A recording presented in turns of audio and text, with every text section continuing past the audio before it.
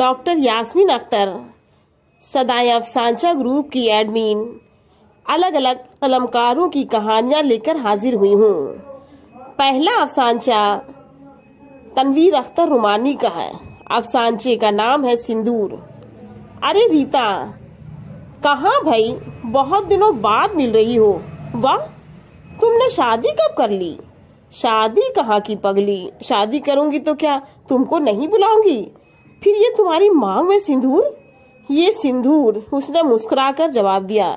बात यह है कि जिस कंपनी में मैं काम करती हूँ, सुना है उसके बॉस कुंवारियों पर ज्यादा मेहरबान होते हैं। जुमला खत्म होते ही उसने अपनी एक आंख दबा दी और दोनों खिलखिलाकर हंस पड़ी। दूसरा अफसांचा मंजूर वकार का है। अफसांचे का नाम है सबसे छोटा। दादा जान, इस भरे पूरे घर में सबसे ज़ईफ, सबसे बुजुर्ग और सबसे काबिले एहतराम हस्ती आप ही हैं। नहीं गुड्डू, इस घर में सबसे छोटा और सबसे नासमझ बच्चा मैं ही हूँ, वरना मेरी हर हरकत और हर बात का यूं मजाक नहीं उड़ाया जाता। तीसरा अफसांचा नाचीज का है। अफसांचे का नाम है वैक्सीन। अम्मा, आपने आने में बहुत देर कर दी। बेटी ने उसके हाथ से सब्जी से भरा थैला लेते हुए कहा। हाँ बेटी, सब्जी बाजार से लौट रही थी तो बड़ी बहन का ख्याल आया और मैं उनसे मिलने चली गई।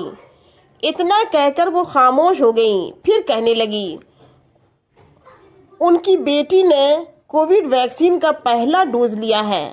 आपा अपनी किस्मत को कोस रही थी, कह रही थी ये इंजेक्शन नहीं, एक साजिश है, आने वाली नस्ल को मार डालने की साजिश।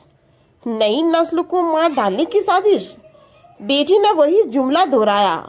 ओ अम्मा, बड़ी अच्छी खबर सुनाई आपने। उसके चेहरे पर खुशी थी। कौन सी खबर? माँ ने हैरत से पूछा। मैं भाभी की बात कर रही हूँ अम्मा। जरा सोचिए, 5 साल हो गए भैया की शादी को। भैया को औलाद नहीं होगी तो ये घर हम दोनों बहनों के नाम हो जाएगा। 1 हफ्ता के लिए भैया शहर से बाहर गए हैं। आप भाभी को ये वैक्सीन लगवा दें, हम लोगों पर कोई आंच भी नहीं आएगी।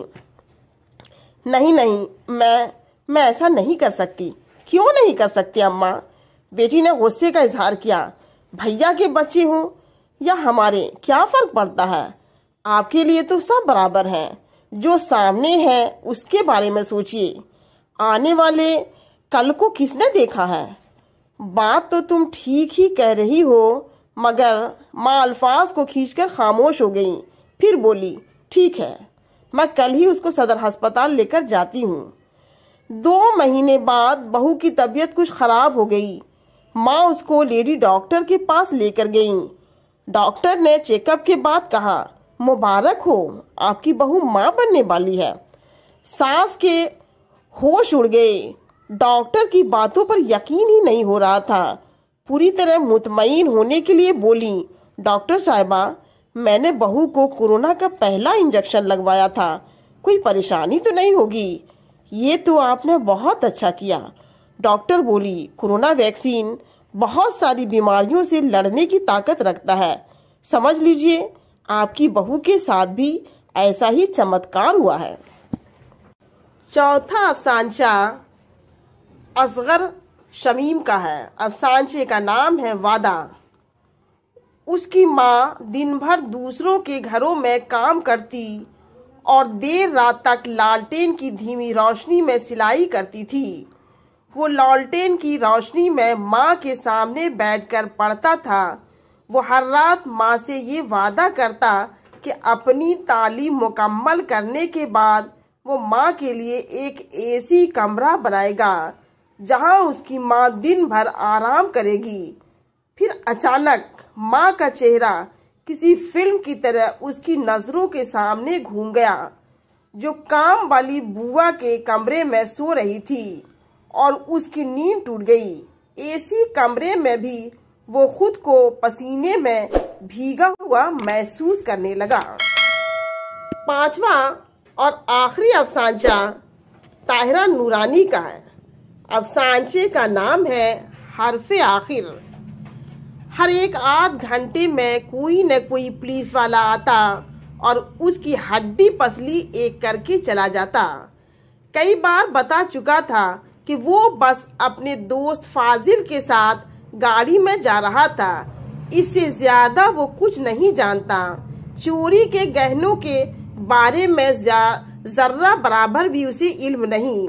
पुलिस 3 दिनों से पूछ रही थी, वो ये बात मानने को तैयार ही नहीं थी कि वो जो कुछ कह रहा था सच कह रहा था। उसके सच का कोई सबूत नहीं था। अधमरी हुई हालत में उसे अम्मी की बात याद आई। सईद, ये जो तुम्हारा नया दोस्त फाजिल है वो मुझे ठीक नहीं लगता। आपको मेरे हर दोस्त में कोई न कोई खामी नजर आती है। लापरवाही से उसने कहा। उस दिन भी फाजिल खड़ा दोपहर में उसे लेने आया तो अम्मी ने उसे टोकते हुए कहा, अभी तो कॉलेज से आए हो, थोड़ी देर आराम कर लो। वो मुझे ठीक नहीं लगता। आपको मेरे हर दोस्त में कोई न कोई खामी नजर आती है। लापरवाही से उसने कहा। उस दिन भी फाजिल खड़ा दोपहर में उसे लेने आया तो अम्मी ने उसे टोकते हुए कहा, अभी तो कॉलेज से आए हो, थोड़ी देर आराम कर लो। इतनी कड़ी धूप में अम्मी आप हमेशा मुझे रोकती टोकती रहती हैं। इतना कहकर वो उसके साथ चला गया।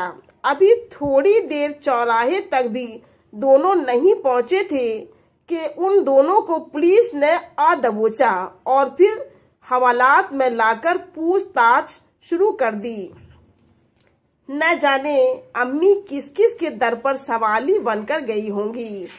अब तक कोई मदद के लिए क्यों नहीं आया। आज 3 दिन गुजर गए। सईद की सोचें, उसके जज्बात आंसू बनकर बह रहे थे। उसकी रिहाई की उम्मीदें अब दम तोड़ने लगी थी।